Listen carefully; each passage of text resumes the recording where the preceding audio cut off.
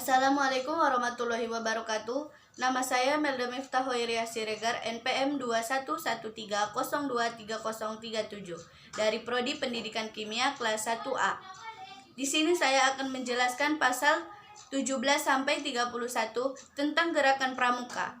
Pasal 17 ayat 1, evaluasi dilakukan dalam rangka pengendalian mutu pendidikan kepramukaan sebagai bentuk akuntabilitas penyelenggaraan pendidikan kepramukaan kepada pihak yang berkepentingan. Ayat 2, evaluasi dilakukan terhadap peserta didik, tenaga pendidik, dan kurikulum pada setiap jenjang dan satuan pendidikan kepramukaan.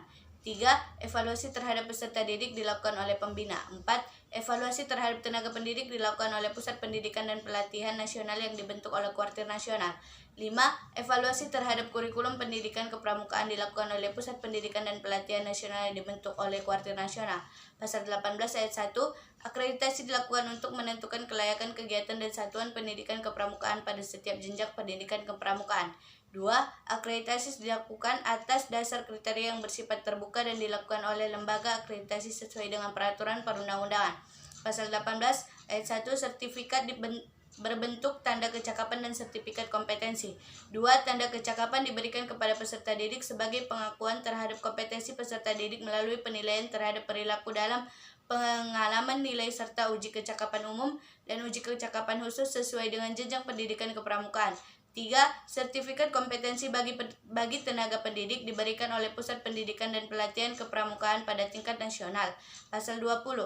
1. Gerakan pramuka bersifat mandiri, sukarela, dan non-politis. 2. Satuan organisasi gerakan pramuka terdiri atas yang pertama gugus depan dan yang kedua kuartir. Pasal 21.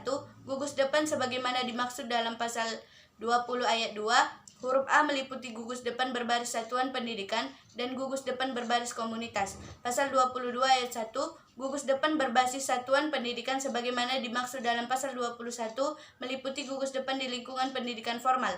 2. Gugus depan berbasis komunitas sebagaimana dimaksud dalam pasal 21 meliputi gugus depan komunitas kewilayahan, agama, profesi, organisasi masyarakat, dan komunitas lain.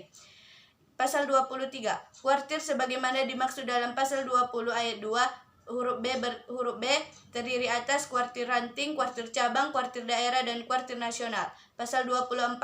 Gugus depan sebagaimana dimaksud dalam pasal 20 ayat 2 huruf A dibentuk melalui musyawarah anggota pramuka. Pasal 25 ayat 1.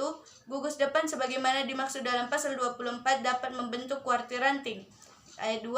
Kuartir ranting sebagaimana pada ayat 1 dapat membentuk kuartir cabang. Pasal 26 ayat 1. Kuartir cabang sebagaimana dimaksud dalam pasal 25 ayat 2 dapat membentuk kuartir daerah. 2. Kuartir daerah sebagaimana dimaksud pada ayat 1 dapat membentuk kuartir nasional. Pasal 27 yang pertama, kepengurusan kuartir sebagaimana dimaksud dalam pasal 23 dipilih oleh pengurus organisasi gerakan pramuka yang berada di bawahnya secara demokratis melalui musyawarah kuartir. Yang kedua, kepengurusan sebagaimana dimaksud pada ayat 1 tidak terikat dengan jabatan publik. Bagian ketiga, kuartir cabang, kuartir ranting, kuartir daerah, dan kuartir nasional. Pasal 28 yang pertama, kuartir ranting sebagaimana dimaksud dalam pasal 23 huruf A merupakan satuan organisasi gerakan pramuka di kecamatan. Yang kedua, kuartir ranting mempunyai tugas memimpin dan mengendalikan gerakan pramuka dan kegiatan kepramukaan di daerah kecamatan. Yang ketiga, kuartir ranting sebagaimana dimaksud pada ayat 1 dibentuk oleh paling sedikit 5 gugus depan melalui musyawarah ranting. Yang keempat, kepengurusan kuartir ranting dibentuk melalui musyawarah ranting. Yang kelima, kepemimpinan kuartir ranting bersifat kolektif. Yang keenam, musyawarah ranting sebagaimana dimaksud pada ayat 3 merupakan forum untuk pertama mempertanggungjawabkan organisasi, pemilihan dan penetapan kepengurusan organisasi kuartir ranting, dan penetapan rencana kerja organisasi. Pasal 29 ayat 1, kuartir cabang sebagaimana dimaksud dalam pasal 23 huruf B merupakan organisasi gerakan pramuka di kabupaten atau kota. Yang kedua, kuartir cabang mempunyai tugas memimpin dan mengendalikan gerakan pramuka dan kegiatan kepramukaan di kabupaten dan kota.